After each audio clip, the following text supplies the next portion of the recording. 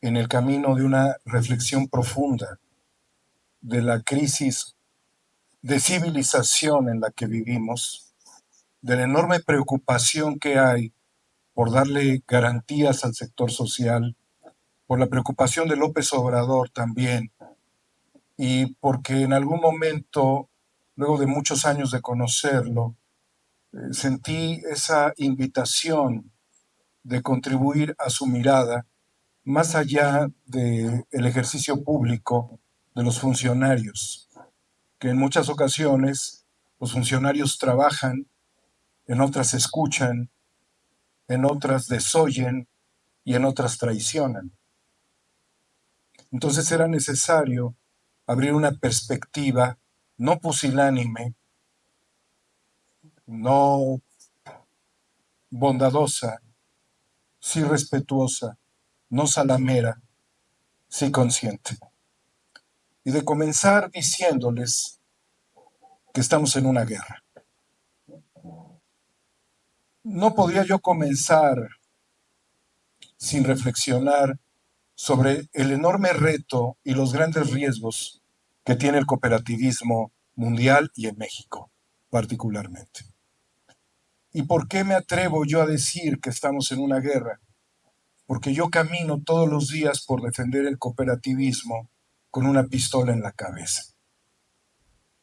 Porque decidí mover poderes autocráticos que a lo largo de muchas décadas se dedicaron a la destrucción y a la utilización del cooperativismo para fines única y estrictamente particulares. Al grado de que la lucha de resistencia ha significado, en lo que yo he podido constatar y defender, cerca de una docena de personas muertas. Y dentro de la consistencia de la lucha que he emprendido, más de 30 órdenes de aprehensión y al menos 5 fichas rojas de Interpol. ¿Y saben qué? Yo no me abrí, yo no me rajé, yo no me acobardé y tampoco me escondí. Solamente he tomado los recaudos necesarios. Y pude llegar a Alcona por una circunstancia meramente periodística. Entonces, sin rajarme y sin decirles a ustedes mentiras de que verdaderamente estamos en una guerra, tendríamos que comenzar por definir que ustedes forman parte de un gran colectivo humano, de una auténtica red humana, y que solamente lo que salvó a la humanidad desde su ascenso de África hacia Eurasia fue el cooperativismo y la comunicación a través de una lengua. Por eso, cualquier acción que suceda hoy en cualquier rincón en el mundo puede llegar a tener repercusiones mayúsculas. ¿En qué consiste la guerra? Debemos de cuestionarnos. ¿Y por qué ser tan rígidos en el señalamiento a un comentario en donde está de por medio la vida de muchas personas? Porque se logró, mediante la construcción de fenómenos históricos y sociales, una acumulación de capital. Esa acumulación de capital fue sumamente importante, formó parte de la riqueza de los pueblos y entró en conflicto mediante la lucha entre naciones y una situación muy específica que el presidente López Obrador puso énfasis en la relación diplomática con España, que fue la conquista. Entonces, la acumulación y la lucha entre los señoríos, ahora que escucho hablar de Caja Popular Mexicana, lo vería como un gran señorío, y Alcona como una resistencia a la devastación que generan los señoríos, un enorme saqueo. Y vamos a ver cómo esto se traspola hasta el tiempo actual, en la medida en la que sus cajas populares están siendo amenazadas. Esta realidad de la acumulación original entró en un dilema cuando comenzaron a esquilmar, a saquear, y eso no se ha terminado aún. Para evitar que la guerra fuese tan devastadora en términos de comunicación humana, se establecieron los consensos, los acuerdos, y pusieron a los agentes, a los halcones, a los reguladores. Vamos bien, ¿no? De esta forma, quienes mantienen una lucha mínima y que por azares del destino estaban fragmentados, con Halcona no están fragmentados, han tenido que luchar entre la generación de la riqueza por la fuerza productiva, que eso es fundamental en el desarrollo de una comunidad, de un pueblo y de una civilización, pero también las relaciones de producción. Y aquí es muy importante las relaciones de producción, las relaciones de comercialización, las relaciones de distribución y los flujos de capital. Es algo que si ustedes retoman el capítulo número 5 de mi serie documental Guerra Híbrida, yo sostuve un debate con Carlos Salazar Lomelí, quien fue el presidente del Consejo Coordinador Empresarial. Y me fui sobre los OXXO. Y les voy a decir por qué. Porque era un tema que me rondaba la cabeza, debido a que los conocí hace ya algunos años, y yo sé lo que significa la extracción minera del capital de las comunidades. Y esa sustracción del capital significa que pasa un camión blindado y se lleva 20, 15 mil, 40 mil pesos diarios de una unidad de negocios. Ese dinero dejó de circular. Ya no fue utilizado para el productor local que antes proveía a las tiendas eh, convencionales que ustedes recuerdan, que ustedes conocieron, las misceláneas, las tiendas de abarrotes, las ferreterías. Ya ese dinero sale de la comunidad. Y estamos hablando de que la sustracción de flujos de efectivo en México alcanza billones de pesos al año. Y yo le dije a Carlos Salazar Lomelí en sus narices, su modelo extractivo tiene todas las ventajas sobre los locales. Además de sustraerles, cuando ustedes ponen una unidad de negocios, tienen 3 meses de gracia, aún siendo tan monstruosos, para pagar a los proveedores. Y los proveedores son al menos 10. ¿Y de dónde es ese dinero? Tenemos dos fuentes fundamentales muy grandes: las remesas, por un lado, y por el otro lado, los programas sociales. Entonces, todo lo que significa para el gobierno federal la dispersión de recursos cae en una tienda de conveniencia. Y lo que significa el apalancamiento de las comunidades a través de las remesas cae en una tienda de conveniencia. ¿Y para qué sirve la COFESE, la Comisión Federal de Competencia Económica? Se lo dije, pues para nada. Y hoy ya se decretó su extinción. Bueno, los fenómenos de depredación, en donde hemos hablado del capital original, lo que se creó de muchas generaciones, de las redes de la fuerza de producción, de las redes de producción, de las redes de comercialización, tendrían un factor de debilitamiento en este momento. Las fuerzas productivas locales se vienen aletargando porque desde 1994 ingresamos a un sistema neoliberal de libre comercio que lo primero que destruyó fue al productor, al campesino. Y además las reformas al artículo 27 que promovió Salinas, ya no convenía ser un agricultor en este país. Sucedieron otros fenómenos, se vendieron las tierras, llegaron los constructores, Geo, todos ellos, hicieron casas mugrosas, enanas, chiquititas, cajoncitos. Los productores originales, por ejemplo en Morelos de arroz, volvieron a sus tierras para ver si podían ser contratados como peones después de haberse gastado en una camionetota y en algunas otras cosas absurdas los 3 millones de pesos en los que vendieron tierras productivas, resultado de generaciones. Es decir, se destruyó la acumulación original. Perdimos la acumulación original. Dentro de todo este entramado están las cajas populares. Me decía el día de ayer el factor, ¿cómo se denomina? Rafael me decía, el factor económico, que es un factor pues de sacrificio en el consumo por parte de las mujeres, que son principales ahorradoras. Pues yo salí gradual sistemáticamente en la defensa. Además le dije al presidente, le dije, yo no tengo la información, pero no la he podido corroborar, que en la ruta del interoceánico transísmico, quien está apalancándose los espacios para tener recintos estratégicos es Amazon. Entonces le dije, ¿qué le parece, señor presidente, si mejor creamos anillos cooperativos en torno a las obras de infraestructura del gobierno?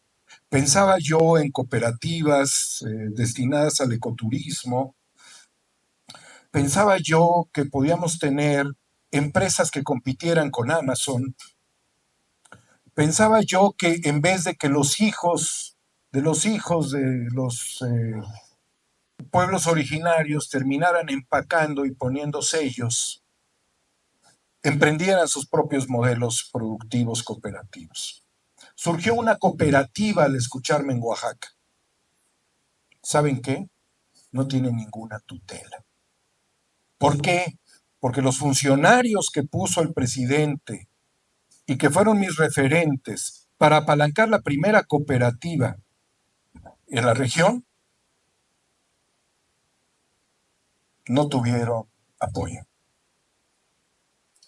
La lucha por Cruz Azul fue muy fuerte y yo creo que esa gran empresa tiene esa vocación y ese compromiso con todo el cooperativismo. Después de hablar de la necesidad de que los flujos de capital no salieran de más de 50 o de 100 kilómetros y que se generaran engranajes de economía y de productividad, quien era la directora del SAT, que estaba frente a mí, asintió. Raquel Buenrostro. Quien era la secretaria de Economía no tomó el micrófono. Y cuando le dije lo de Amazon en la mañanera, volteó a ver a Carlos Salazar y le dijo, ya está Amazon.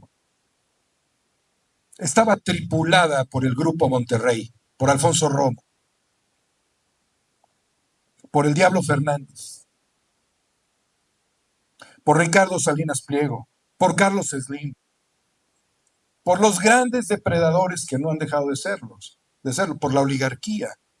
Por eso, al hablar con Rafael, conocer la fenomenología tan crítica de depredación de la cual ustedes padecen todos los días, la persecución judicial, los señalamientos infames contra las pequeñas cooperativas, y al ver la capacidad y la integridad y la visión muy clara de este líder, que es un gran líder y que además técnicamente es sobrado, está sobradísimo para desarrollar todos los conceptos críticos en el camino de la solución, pero evidentemente también es un personaje perseguido, ¿sí?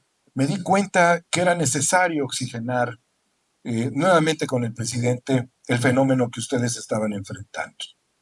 Pero pensemos en dos guerras por el capital, que sería una guerra civil y después una guerra mundial. La guerra civil son esos 5 actores de los que habló Rafael.